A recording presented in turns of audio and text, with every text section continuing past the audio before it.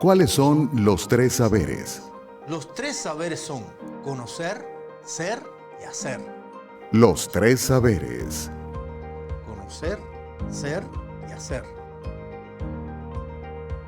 Un espacio para la divulgación científica y el uso de las tecnologías en la educación. Los tres saberes. Los tres saberes. Con Javier García. Bienvenidos, queridos amigos.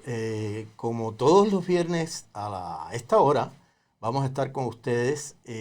Hoy hablaremos en un programa con una invitada de lujo, como la semana pasada, nuestra querida amiga, la doctora Jennifer Faría, que está con nosotros.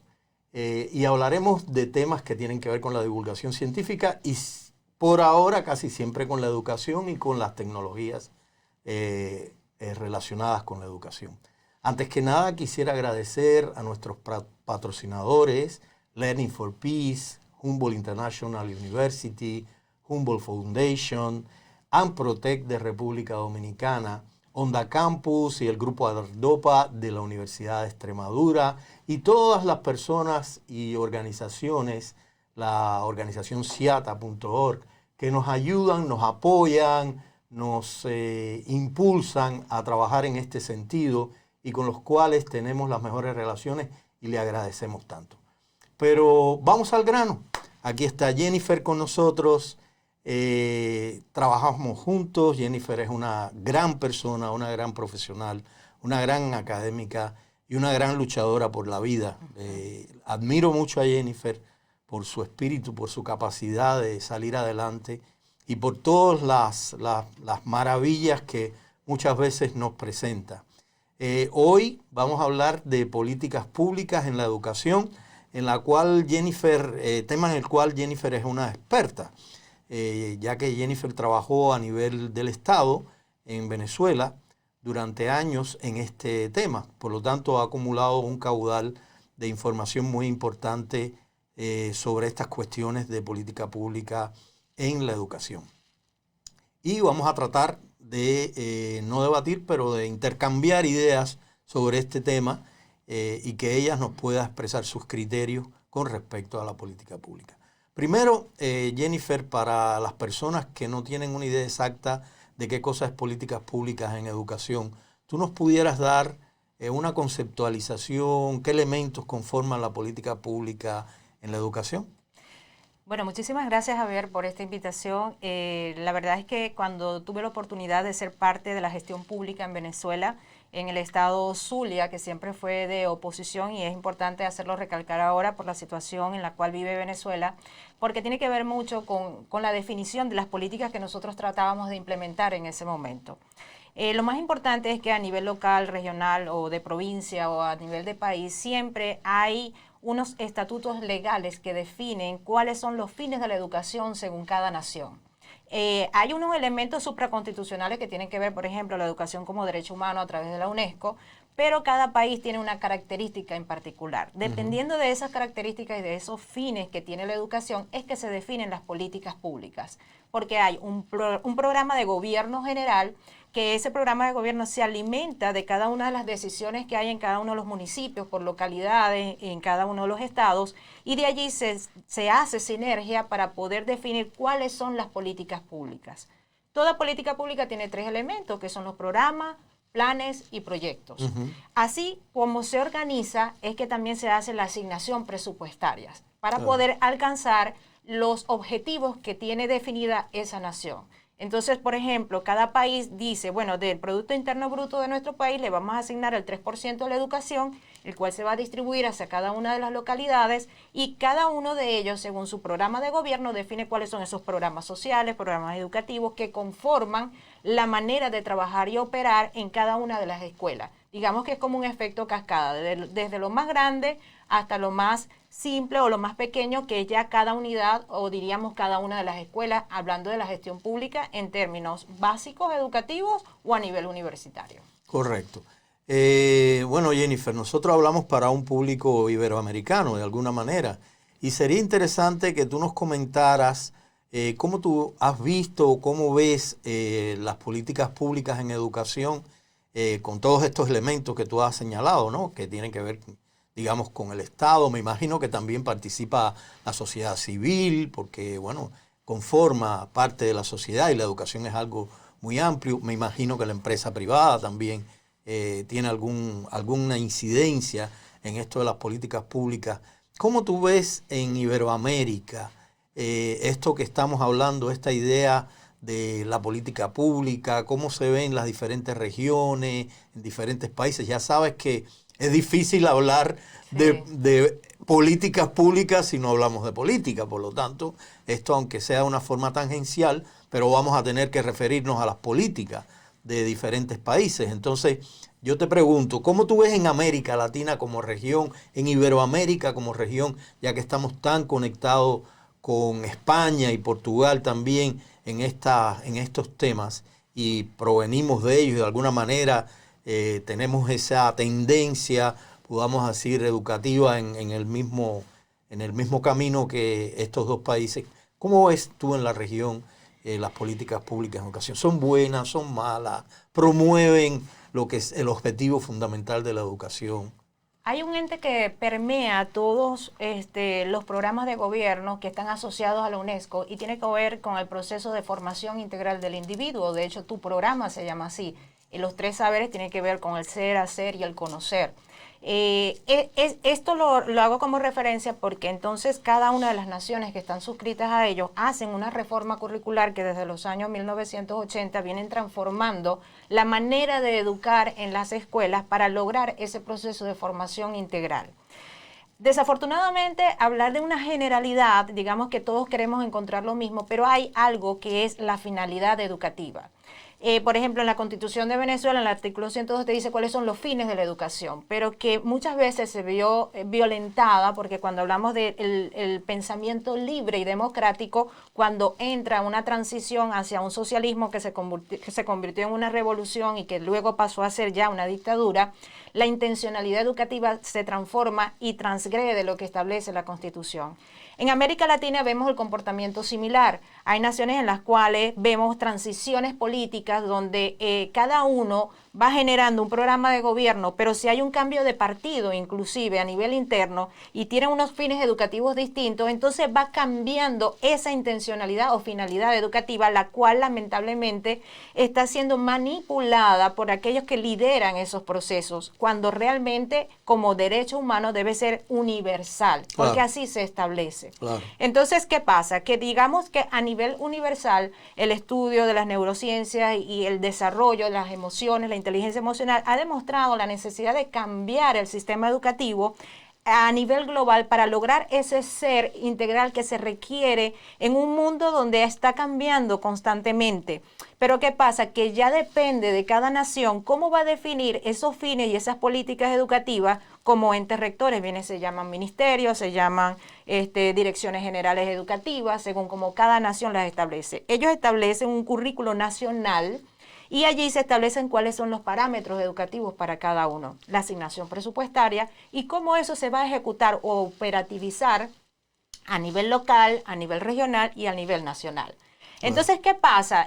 Digamos que hay una intencionalidad global en la búsqueda de esa formación integral del ser para que solucione problemas, para que desarrolle el pensamiento lógico creativo, para que pueda desempeñarse dentro de las necesidades actuales. Claro. Pero ¿por qué vemos diferencia en cuanto a la educación con un país latinoamericano, por ejemplo, con los Estados Unidos? Porque tanto los fines como la planificación y la asignación presupuestaria es distinta. Claro. Entonces, eso es lo que hace que haya una diversidad. Obviamente, el acervo cultural, todo lo que conforma una nación, un país como tal, sus formas de pensar, todo lo que tiene que ver con ese proceso que nos distingue como venezolanos, colombianos, cubanos, va a tener un sesgo particular. Claro. Pero que lamentablemente, dependiendo de las políticas que se están transformando intencionalmente por la intención de gobierno, Claro. porque ahí es donde se empieza a disociar y a confundir a las personas. Sí. Por ejemplo, cuando se hace una escuela nueva, ay, gracias por hacernos la escuela. No es gracia, eso es el deber de quien gobierna de generar los espacios de Sí, formación. no es un regalo. Exacto. O sea, el presupuesto se saca de los ciudadanos. De los Porque mismos después te dicen, no, te estamos dando una educación gratuita.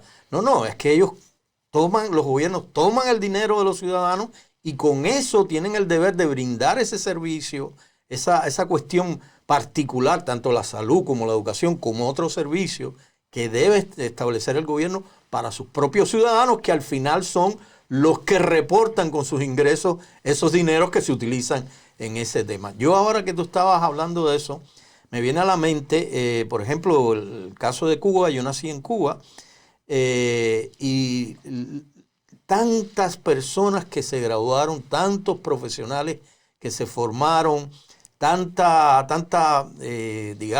intención que se le puso, tanto talento a eso, hasta científicos, y la mayoría se han ido de Cuba. ¿Por qué? Porque no se logra el fin. Al final el fin es que esa persona de alguna manera tenga el derecho y la libertad de, con ese conocimiento que obtuvo, producir beneficios para la sociedad, pero para uno mismo también. Entonces te encontrabas doctores, cirujanos, físicos manejando un taxi. Eso no puede ser. Eso es una pirámide invertida dentro de la sociedad. Entonces, definitivamente, como política al fin, tiene mucho que ver con lo que sucede al final de todas estas cosas. Jennifer, una pregunta que me parece muy interesante. O sea, estos elementos que pueden conformar la generación de esta política pública, porque hay países donde esto sucede, ¿no? Ya te decía, está el Estado, puede estar el sector privado, puede estar la sociedad civil. ¿Qué balance tú ves entre estos diferentes elementos? ¿Es malo tener educación privada? ¿Es malo tener organizaciones que participen, digamos, no lucrativas, que participen en ese proceso? ¿Es el Estado el único encargado de generar educación y espacios de aprendizaje? Cuando existen condiciones para que se ejecuten las verdaderas redes de gobernanza, significa que hay una triada. Y la triada es el pueblo, la sociedad como tal, está el sector privado y está el sector público. Cuando esa triada hace sinergia, podemos hablar de algo interesantísimo, que es el progreso de una nación. ¿Por qué algunas naciones no llegan a potenciarse? Porque lamentablemente, por intereses particulares, no dejan la intervención del sector privado dentro del sector público. Es interesante esto porque la mejor experiencia que yo tuve cuando me desempeñé como subsecretaria de Educación fue desarrollar programas apoyados con alianzas privadas a través de lo que se llama la responsabilidad social. Interesante. Puedo citar, por ejemplo, Microsoft de Venezuela. Recuerdo que nosotros teníamos escuelas que estaban dotadas de tecnología. Allí desarrollamos algunos proyectos pilotos y de esos proyectos se derivaron unas estrategias que diseñaban los mismos docentes y se calificaban como estrategias que eran reconocidas por parte como docentes innovadores. Se hacía un concurso a nivel regional que luego iba a concursar a nivel nacional. Recuerdo que en Secretaría de Educación, cuando nosotros estábamos allí, participamos y logramos ganar a nivel nacional y representamos a nivel latinoamericano. ¿Para quién era ese beneficio? ¿Para la Secretaría de Educación? No, el beneficio es directo de todas aquellas experiencias educativas de avance y de innovación era para el beneficio de un grupo de estudiantes que estaba siendo impactado por ello. Otro ejemplo te puedo decir, el conocimiento de la lengua del inglés, por ejemplo, en Venezuela, en una escuela rural donde habían niñitos que estaban cerca de la frontera. Era impresionante como había más de 2.000 alumnos en todo el estado aprendiendo el idioma inglés. ¿Y cómo lo hacíamos nosotros? No contábamos con mucho presupuesto porque al ser de oposición, el gobierno central nos limitaba muchísimo. Claro. Nosotros buscábamos al sector privado y el CEBAS, que era una institución en el estado Zulia, ellos nos daban a nosotros, por el mismo proyecto de responsabilidad social, un programa de formación para nuestros estudiantes en el idioma inglés. Entonces, excelente. Así sucesivamente generamos tantas experiencias. Teníamos más de 26 programas asociados con el sector privado. ¿Qué hacíamos nosotros? Potenciar ante el déficit presupuestario, potenciar con el apoyo del sector privado. Recuerdo también que los padres y representantes se involucraban en ese proceso y de alguna manera, ¿qué genera eso? Genera confianza. Se puede denotar que en el sistema educativo se puede generar oportunidades de progreso y de desarrollo a partir de la educación, porque ese es el deber ser, ese es el para qué de la educación. Claro. También era interesantísimo el hecho de que habían particularidades dentro de un mismo estado, dentro de un mismo municipio, donde, por ejemplo, teníamos escuelas que estaban cercanas a la frontera, otras eran cercanas a los ríos, otras estaban cercanas a sectores de ganadería. Nosotros implementamos un proyecto allí que se llamaba lo que era el emprendimiento escolar. Uh-huh. La planificación por proyectos académicos daba la posibilidad de que los docentes pudieran contextualizar y generar proyectos de aprendizaje de acuerdo a sus necesidades e intereses. ¿Qué generaba esto? Oportunidades de que ellos involucraban localmente al sector privado, aportaban lo que ellos tenían allí, su forma de generar los recursos económicos, enseñaban a los niños a hacer ciertas actividades y de alguna manera ellos generaban proyectos de emprendimiento. Y al final de año hacíamos un concurso por localidad para escoger los mejores proyectos. Y la premiación la hacía el sector privado. De esa manera podemos ver una sinergia que realmente responde a un propósito educativo superior o con una intencionalidad positiva. Claro. Lamentablemente, cuando nosotros terminamos la gestión de oposición por unas elecciones, que bueno, todos sabemos cómo es la situación en Venezuela, todos esos proyectos se perdieron. Claro. Porque asumió el poder las personas que están relacionadas con el gobierno dictatorial en Venezuela y yo sentía que yo era como la mamá de aquello que nosotros habíamos construido con tantas personas y era como un hijo que se me iba de las manos. Claro. Porque lamentablemente ellos quitaron todo eso y solamente imperó un proceso de ideologización educativa que ahora sabemos el desastre que ha conformado. Por supuesto, le lavan el cerebro a la gente. Sí, es impresionante. Tú casi has respondido la siguiente pregunta que yo te quería decir, que te quería hacer, es que esos contrastes, por ejemplo, las políticas públicas tienen ciertos elementos como es la calidad, la internacionalización, los tipos nuevos de los modos de educación, la sostenibilidad, etcétera, pero también tiene la regionalización. Y tú sabes que en una misma ciudad o en un mismo estado, en una misma región dentro de un país, pueden haber diversos grupos sociales. ¿Cómo tú ves eso desde el punto de vista de las políticas públicas? ¿Es lo mismo hacer educación o generar servicios educativos en una localidad rural que en una ciudad o que en una parte de montaña? O en fin, ¿cómo se maneja este equilibrio? ¿Obtienen los mismos resultados los estudiantes después de aplicar estas políticas públicas? ¿Salen grandes profesionales, digamos, de una comunidad indígena? ¿Pueden salir? ¿Cómo tú ves esa situación relacionada con las políticas? Uno de los retos que tiene el sistema educativo centrado en procesos de aprendizaje por proyecto es poder contextualizarte a tu realidad. Y yo siempre que compartía con los docentes y visitaba las escuelas les decía, la magia va a suceder en la medida que exista un docente consciente, porque ¿qué pasa? Que yo tengo una política pública grande, tengo un presupuesto asignado, hay proyectos, programas que están allí, pero en realidad quien ejerce esa acción diaria es el docente en el aula. Y les decía, ustedes son la clave para ese proceso de transformación. Mientras más consciente yo tenga un docente de su realidad contextual, yo voy a poder generar experiencias de aprendizaje para esos estudiantes que respondan a su realidad. Cuando hablamos de experiencia de aprendizaje, es que esos niños puedan vivir cosas que después las puedan aplicar. Si yo estoy hablando de un niño que está en una zona rural y estoy hablando de un niño que está en la ciudad, la idea es poder llegar a un equilibrio porque nosotros estamos hablando o estamos en una visión de progreso. No es que yo quiera mantener siempre este niño rural aquí y este niño en la ciudad que sea el único que pueda crecer. Eso también es importante tenerlo presente. Pero cuando yo le doy la herramienta de emprendimiento a un niño, indiferentemente en el lugar donde esté, él se va a poder desenvolver de una manera distinta. ¿Cómo eso se genera? A través de la formación de hábitos, a través de la generación de oportunidades donde el niño pueda pensar, donde pueda haber otra opción, donde pueda generar, donde pueda aportar sus ideas. Y por eso es que la educación por proyecto es importante. Claro. La clave entonces, ¿dónde está? En la formación y actualización permanente de los docentes. Sí, Con la apropiación. sensibilidad Claro. de que él pueda comprender las oportunidades que tiene a su alrededor, indistintamente si está en la zona rural, si está en la ciudad, si estoy con niños especiales, si estoy en cualquier condición, si estoy en la educación de adultos, no importa, siempre hay oportunidades.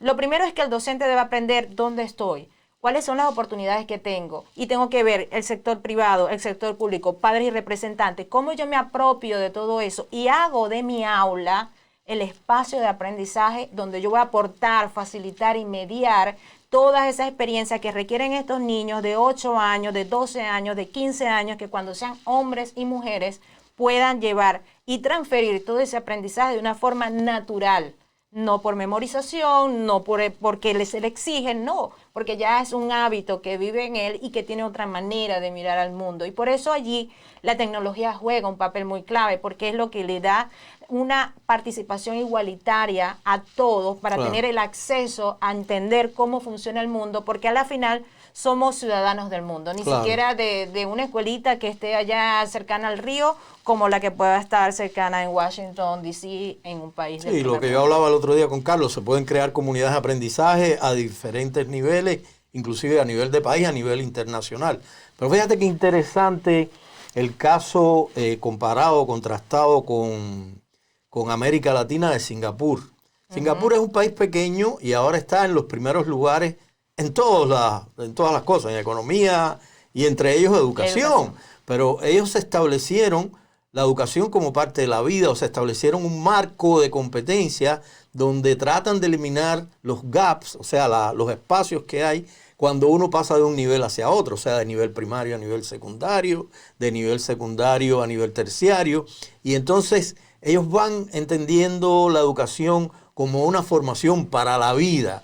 Desde que los niños empiezan a tener cierta educación, pre-kinder o algo de eso, ya los enseñan a tener responsabilidad con su salud, ser colaboradores con otras personas, todo este tipo de cosas. Desarrollar su inteligencia emocional. Exactamente, aprender a ser, o sea, ser como la parte espiritual de la persona y todas esas cosas que tú decías.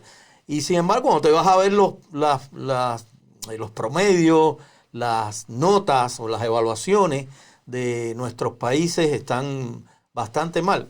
Fundamentalmente, digamos, en la parte de matemática, que también sucede, inclusive aquí en Estados Unidos tampoco se está muy bien, aunque este país le pone muchísimo dinero a eso. Pero a mí me parece también que se trata de lograr ese marco, considerando las características culturales de ese país para poder lograr esa educación con la propia vida. La vida va caminando y la educación es algo que va contigo hacia donde quiera que tú vas en cualquier espacio. ¿Qué contraste, Jennifer? Bueno, tuviste todas esas situaciones que ya explicaste en Venezuela, tuviste que irte de Venezuela por razones obvias, me parece, ¿no?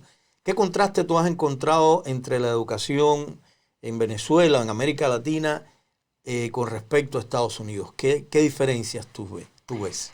Cuando yo llegué a este país, todavía mi hija estaba a nivel de high school, lo que aquí llaman el high school, y ella empezó a incursionarse en todos los clubes que había. Había club de canto, club de actuación, y para mí eso era impresionante porque primero, el horario escolar era mucho más amplio. Los niños llegan desde las 8, 8:30 de la mañana y salen a las 2, 3 de la tarde. Eso es muy distinto en nuestros países que solamente tienen un horario un poco más reducido. El otro factor que yo vi aquí es que había todo un sistema que funcionaba en atención a la educación. Desde el autobús escolar que va recogiendo a los niños, la policía está pendiente de eso, llegan a una escuela que la infraestructura está plenamente dotada con todos los recursos que los muchachos necesitan para poder aprender según el programa que ellos tienen. Tienen una programación curricular que está directamente relacionada a cada una de las regiones y que dependiendo de sus estándares, ellos van asignando su presupuesto. Hay también participación de padres y representantes, pero ¿qué pasa? Que tú ves la inversión y puedes confiar en el sistema como tal. En atención a eso, cada uno de nosotros tenemos la oportunidad de ver, los que emigramos a un país como este, que nosotros podemos distinguir que nuestros estudiantes, o sea, yo veía que mi niña tenía ciertas habilidades adicionales, por ejemplo, la matemática. Y yo era una fuerte crítica de nuestro sistema educativo, en matemática, en lengua, qué sé yo, pero cuando llegan acá tenían un conocimiento más profundo. Claro. Entonces me doy cuenta que en algunos aspectos nosotros teníamos unas ventajas, pero en muchísimos otros no. ¿Qué quiero decir con esto? Cuando hay una inversión presupuestaria donde yo entro a un teatro y mi hija está haciendo una actuación con toda la dotación, yo veía eso solamente en mi país, en el sector privado. Claro. Eso era imposible que una escuela pública tuviera esas condiciones. Pero se paga aquí la educación, hay que pagar la educación. Entonces funciona. Tú pagabas por eso, porque en América Latina se piensa que aquí todo el mundo tiene que pagar porque los hijos vayan a la escuela. ¿Tú puedes abundar un poco más sobre eso? Fíjate, una de las cosas cuando yo empiezo a hacer mis funciones como subsecretaria y asumo la responsabilidad que yo voy a decir, yo agarro el plan de gobierno regional, agarro el plan de gobierno nacional y agarro el presupuesto y no había simplemente sincronización de nada. Habían inversiones que se estaban haciendo, pero no había ni siquiera cuánto era el costo por estudiante. Si yo tenía 68,000 estudiantes en un estado y tenía 28 programas sociales de los cuales invertía tanto, ni siquiera había una realidad sobre eso. ¿Qué te quiero decir con esto? Lamentablemente cuando nosotros vivimos y experimentamos que hay periodos electorales donde funcione la democracia. Sale uno, entra otro. Eso se le llama el adanicismo. Es decir, elimino todo lo que hay aquí y vuelvo a empezar. Y elimino todo lo que hay aquí y vuelvo a empezar. ¿Cuándo hay evolución allí? No la hay. Y de paso, cada uno viene con una propuesta de gobierno distinta que no tiene nada que ver por desconocimiento generalmente de lo anterior. Ahora yo quiero hacer esto, yo quiero hacer aquello. Entonces, ¿qué pasa? No solo hay una interrupción del proceso de formación del estudiante, sino también que hay una interrupción de lo que el docente en su proceso de formación permanente viene desarrollando. Porque, ¿qué pasa? Nosotros entrábamos a las escuelas y lo primero que decían, ahora ¿con qué invento vienen? ¿Y ahora con qué van a salir? Y es natural que se sintiera así porque sentía que era más esfuerzo, porque no había un proceso de innovación, lo cual requiere documentar lo que se viene haciendo e ir creciendo a partir de eso. Cuando tengamos líderes organizacionales, tenemos líderes en cada uno de los estados, las naciones, las localidades, a nivel público, que entiendan que la evolución es un proceso que no responde a una política de un partido, sino Claro. de una nación. Allí Claro. entonces nosotros estaremos haciendo una inversión bien coherente en los docentes para que nosotros podamos prospectivamente entender al ciudadano que queremos en 20 años. Entonces tiene que haber una unificación de criterios indistintamente de partido o de intencionalidad política para poder ayudar entre todos a la formación de ese ciudadano en 5, en 10, en 15 o en 20 años. Claro.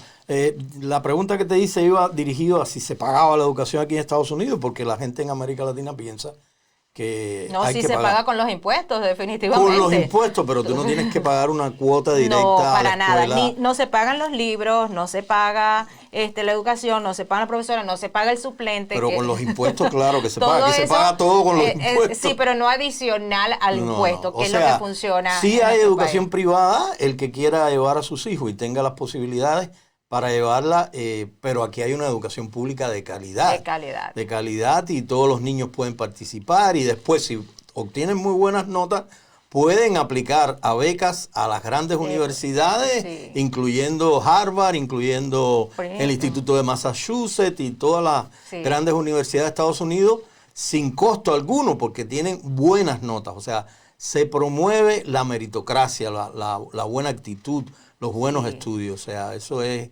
importante que lo sepan nuestros amigos de Iberoamérica, de los países latinoamericanos. Te quería hacer una pregunta referida a el tema tecnológico.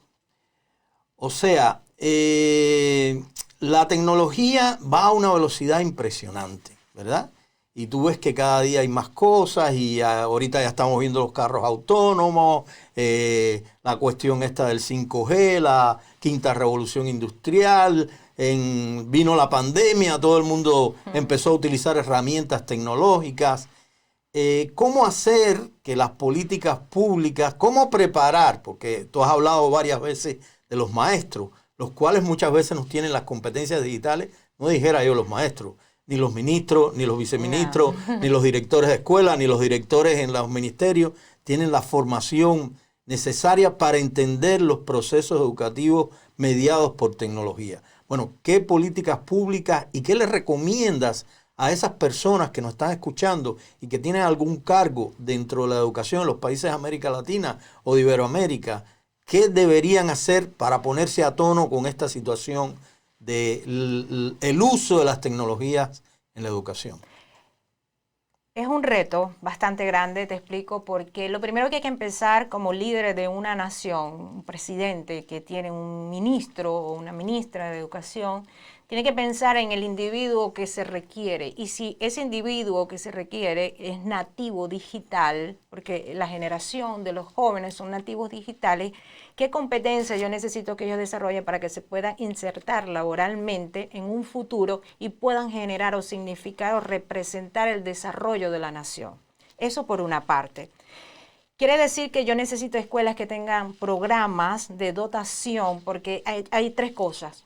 Dotación, que es la infraestructura física, el computador, la laptop, el acceso, la herramienta, el medio por el cual yo voy a tener acceso a todo lo que es el internet, a todo lo que es programas, lo que sea. Entonces, ¿qué pasa? Que yo necesito lo que es el hardware, inversión en hardware, inversión en software, y el internet, lamentablemente, y lo pudimos vivir en este momento, en esta nueva normalidad, cómo esa brecha de aprendizaje se empezó a sentir de forma desmedida en cada una de las naciones y de los países. Y lo otro es la formación de docentes. Los docentes no son nativos digitales, ellos son inmigrantes digitales.